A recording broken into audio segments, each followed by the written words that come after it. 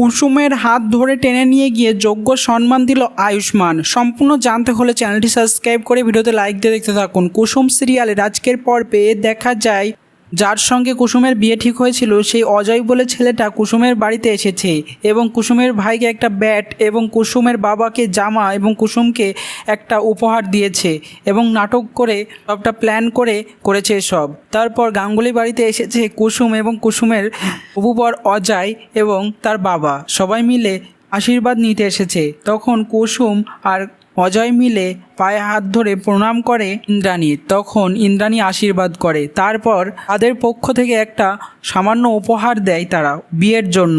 তখন আয়ুষ্মান সেই উপহারটা তাদের হাতে তুলে দেয়। তখন সেই ছেলেটা অর্থাৎ অজয় সেটা নিয়ে চলে আসে বাইরে এসেই নাটক করে সে ফোনে বলতে থাকে, কুসুমকে তো শুধু বিয়ে করছি কাজের মেয়ের জন্য, ওকে তো আর স্ত্রী বলে মানব না, তাই না? এই বলে তার গার্লফ্রেন্ডের সঙ্গে কথা বলে। এদিকে দেবলীনা চলে আসে বাইরে এবং বলতে থাকে, এসব তুমি কি বলছো? সবটা তাহলে তুমি প্ল্যান করেছো? এক্ষুনি আমি ফোন করছি। এবার তারপরেই দেখা যায় যে সবটাই দেবলীনা নাটক করেছে।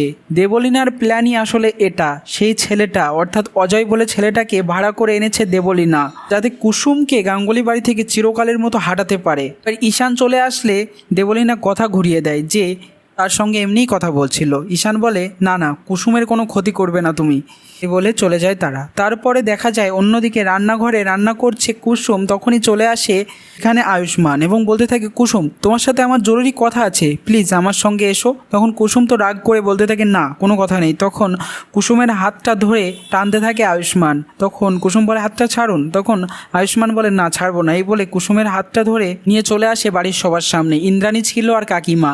তখন আয়ুষ্মান বলতে থাকে, কাকিমা তুমি যে কাজটা করেছো সেটা অন্যায়, আমার শিক্ষায় সেটা বাধে। কুসুমকে আমি নিজে পছন্দ করে জোর করে ওকে এই শাড়িটা দিয়েছিলাম, আমরা জানতাম না যে এটা দেবলীনার জন্য পছন্দ করেছিলে তোমরা। কেন এটা করলে বলো তো? যে ওকে এতটা অপমান না করলেও পারতে। আর আজ আমি এখন চাই যে তুমি ক্ষমা চাইবে কুসুমের কাছে।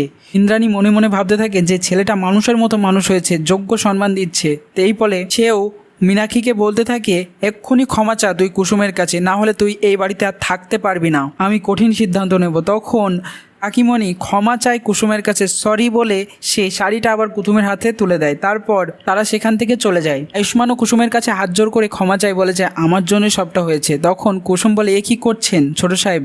আমি তো ধন্যবাদ জানাবো আপনাকে যে আপনি আমাকে যোগ্য সম্মান দিলেন। তো কেমন লাগলো কমেন্টসে জানিয়ে এখনই সাবস্ক্রাইব করে নাও আমাদের ইউটিউব চ্যানেল। ধন্যবাদ সবাইকে।